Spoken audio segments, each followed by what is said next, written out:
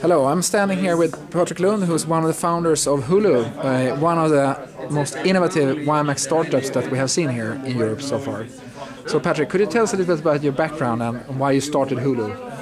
The short story is that I was around the world traveling and I couldn't get connected, so we looked into different sort of wireless solutions and saw that the most superior one is the WiMax solution. Okay. We have heard a lot about WiMax and I mean, it seems like it's a promising technology. But you're always wondering as a user or also interested in this area, what's actually happening? Is there any deployments to talk about? Is WiMax a viable technology for the future? Yes, it's actually the short answer there is that it is working, it is growing now. So if you can look at this map here. Yeah, I will see if I can go around here. Yes. This is the networks who is deployed right now in the world, and the different colors is the different spectrum.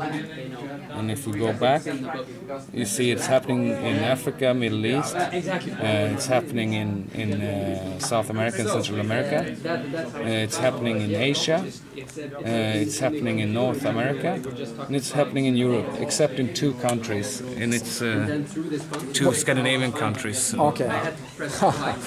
Which one you are located? Yes, one of them. Yes. Okay. And the other one is a bit more east. Okay, but when you're talking about WiMax, there seems to be a lot of confusion also about WiMax, fixed WiMax or mobile WiMax. Yes. Do you see both fixed or mobile WiMax deployments, or what's your take on that? What do you say?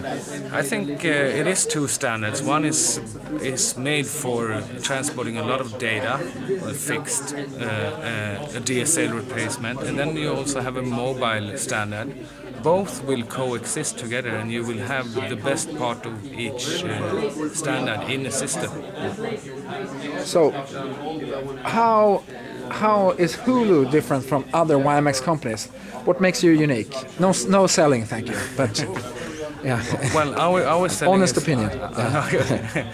What we think, of course, shall try to be objective here, but we have been founded with own means and own forces and own money, and we don't have any big corporate behind us, and we are technical and neutral as well as we are in a neutral country. And this is very important for the people, our customers who will make big investments in their infrastructure.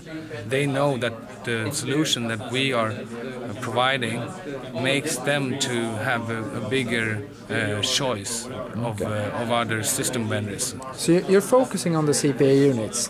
Yes, that's one area.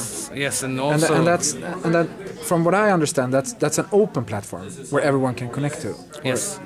So that's the uniqueness. Yeah, that's one of the uniquenesses. And that no one else does this in the world. No. Okay. No. So you're totally unique. Yes. Perfect. That's very objective. Yeah. That's good. But regarding WiMax, and you're talking about fixed and mobile and embedded. When do you think we will see embedded WiMax in computers? You have from 2009. You will have embedded in some of the premium computers. Okay. From Lenovo, for example, they have already made a decision on that. Okay. Is that the E standard or is that the fixed standard? That's the fixed standard. That's the fixed standard. That's the fixed standard. Okay, so fixed means that you can connect the laptop where you're sitting. Yes. So it's semi-mobile or something. Yeah, you can call it nomadic. We call it nomadic. So it's a nomadic behavior in the first phase. Yes. And then you get some more full mobile when the E is deployed. Yeah, it's. So what do you think about handsets? Will you see handsets with WiMax? Yes, I think we will do that as well. You have one country that is already have this in Korea. They have a system called Vibro. It's semi-WiMax, but it's a lot of base in it who is WiMax. What do you call it? Vibro? Vibro, yes. Okay. It's not in the WiMax standard, but they use a lot of the technology. Okay. So it's for their country. Okay. It's POP touch. Okay. Okay. So it is existing, and I think in around 4 years' time, we will have it in our handsets in this part of the world. So it seems like the spectrum is not getting to be more dominant; it's getting to be more, how do you say it, outspread.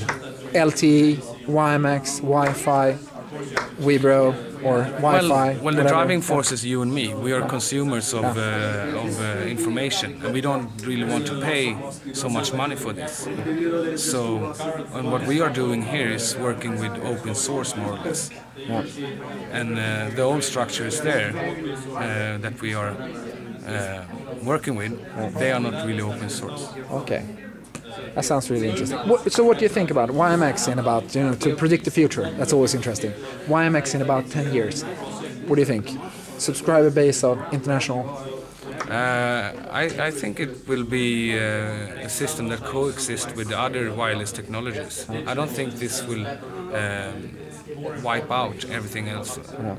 You should take the best part of every system. Okay. Like the GSM system, it's an excellent system for